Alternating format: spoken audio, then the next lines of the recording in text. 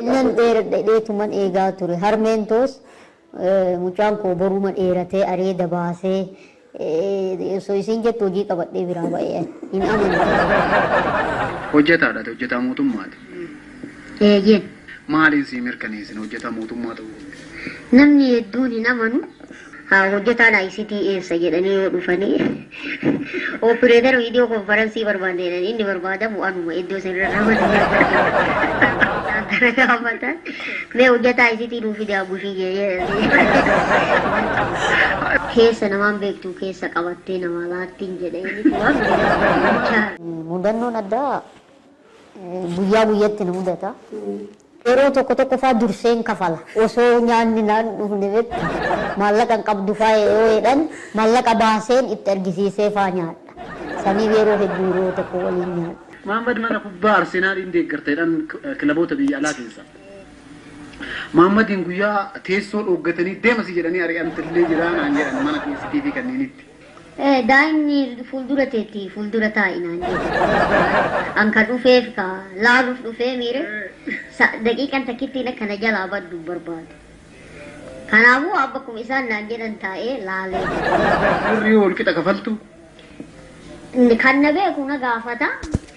Kan nan beekne mootu yenno abbushiyee yenno abbaatish naan jedhanii. Transport illee hin kafalu akkanumatti hin deemu. Olii gadi yeroo deemtu jechuudha.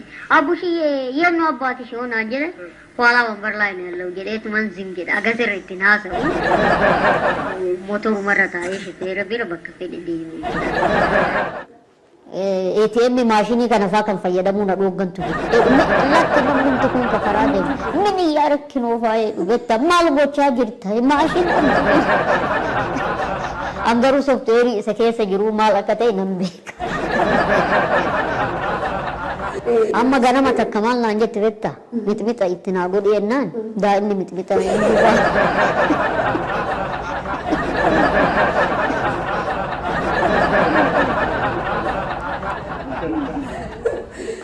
Doleenjii tokko deemteeti kana mucaa waraabuuf hojjetaadhaa miti amanee waraabu kasiin jedhe jira jedhan kaameraamaaniin.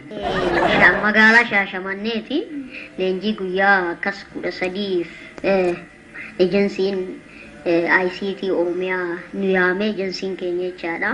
Nuyaamee achi leenjii saniin deemu. Yoon deemu amma akkuma nama kaanittan leenjii haaraa hin amanne inni.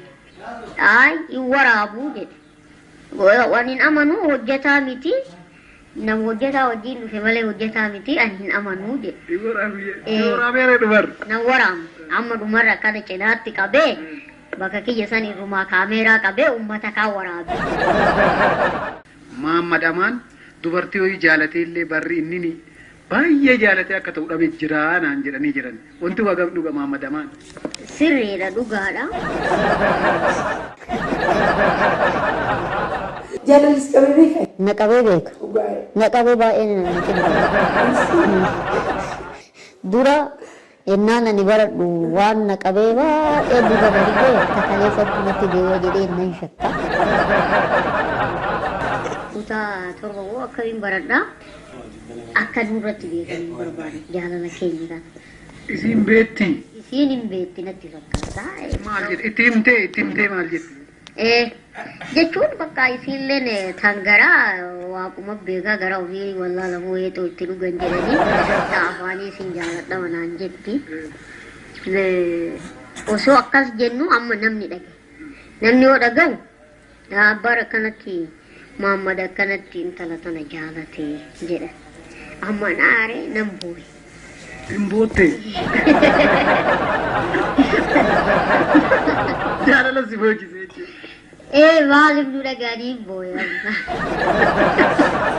Namoonni akkamitti nu dhagaanii bakka isituu nu himee jenne bakka wal qabne. Anamma nan dubbisiin hin jedhee. Garuu afaaniin jedhaan malee keessi kiyya eegar malee isii jaalata. Gara fuulduraa hoo fuudharra maaliidha? Waa laallatteerta waa qabda waa gaarli fireendii jedhan kana waa qabda. Haga silallee hin qabu. Gara miidiyaa keessanii kanaan barbaadu hin dhabu gara. Yeroo kolleejjii bara dhufeetta mucattiin takka natti dhiyaatu deemte. Ennaan akkana duuba milladhu ana duuba irti betta. Fiiginsa tarkaanfiin itti saffise. Na jala saffiste betta. Nan fiige. Nan dhooffe. Amma ennaan kilaasii darbee seenu mucaa ijoollee dhiiraa lama waliin dhedheeroodha isaan kiraa qabannee jiran. Gabiyyoo kamaa jedhanii fiigee yoo inni bahu mucattiin karra dhaabatte. Maal mucayyoo maa ariitaa inni jennaan in jaaladhee jetteen. Konkolaataa fa'aa keessatti amma waan maallaqa qabuun seen beektaa ol fuudhanii fa'aa shamarran babbareedoon kun na dhungatu beektaa. Kasi dhibu beektaa kiiloon kiyyallee barana 30 seeneera beektaa. 28 gidduu kana naanna'aa ture. Amma umriin kiyya 30 ga'eera walitti yoo dabalame 60 teessan san seenuu. Yeroo kuufaa mana kiraa qabachuu ennaa deemnu ayi akka ilma isaatti na laalanii ayi nama ijoollee qabuun kenninu daa'ima nu jalaa dhayaafaa jedhu beektaa.